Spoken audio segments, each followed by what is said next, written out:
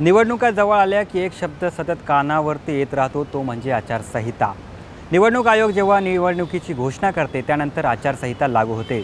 पण आचारसंहिता म्हणजे नेमकं काय आणि आचारसंहितामध्ये नेमकं कोणते नियम आणि निर्बंध असतात तेच आपण आजच्या या व्हिडिओतून जाणून घेणार आहोत। नमस्कार, मी सलमान शेख आणि आपण पाहताय एबीपी माझा।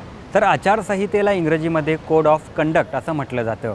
व्यक्ती, गट किंवा संस्थेसाठी निर्धारित सामाजिक व्यवहार नियम याला आचारसंहिता म्हटलं जातं।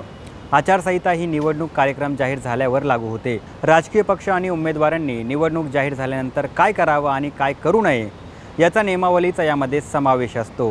या नियमावलीला आदर्श आचारसंहिता असं म्हटलं जातं। निवडणूक लढवणारे सर्व पक्ष आणि सर्वच उमेदवारांसाठी निवडणूक आयोग एक आदर्श आचारसंहिता लागू करते। या आचारसंहितेचं पालन करणे या सर्वांसाठी बंधनकारक असतं।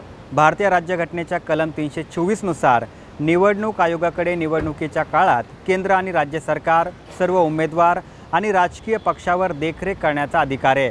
या दरम्यान मतदारांना पैसे वाटणे, महागड्या भेटवस्तू देणे, लालूच किंवा आमिष दाखवणे या सर्व प्रकारांना आचारसंहिता काळात सक्त मनाई असते। या काळामध्ये सरकारला कोणत्याही प्रकारची विकास कामांची घोषणा करता येत नाही। सत्तारूढ पक्षाच्या मंत्र्याला रस्ते, पाणी, वीज देऊ असे आश्वासन देता येत नाही। निवडणुकीवर परिणाम होणाऱ्या कोणत्याही अधिकाऱ्याची आपल्या आवडीच्या ठिकाणी बदली करता येत नाही।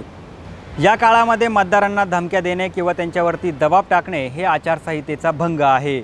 आचारसंहिता लागू झाल्यानंतर राजकीय सभा किंवा बैठक घेण्यासाठी पोलिसांची संमती आवश्यक असते। आचारसंहिता काळात विरोधकांचा पुतळा जाळणं अशा प्रकारचा निषेध नोंदवणेही नियमात बसत नाही। तर मित्रांनो, आचारसंहितेबाबतची ही माहिती तुम्हाला कशी वाटली आम्हाला नक्की कळवा आणि जास्तीत जास्त लोकांपर्यंत हा व्हिडिओ शेअर करा। भेटूया पुढच्या व्हिडिओमध्ये। पाहत रहा एबीपी माझा।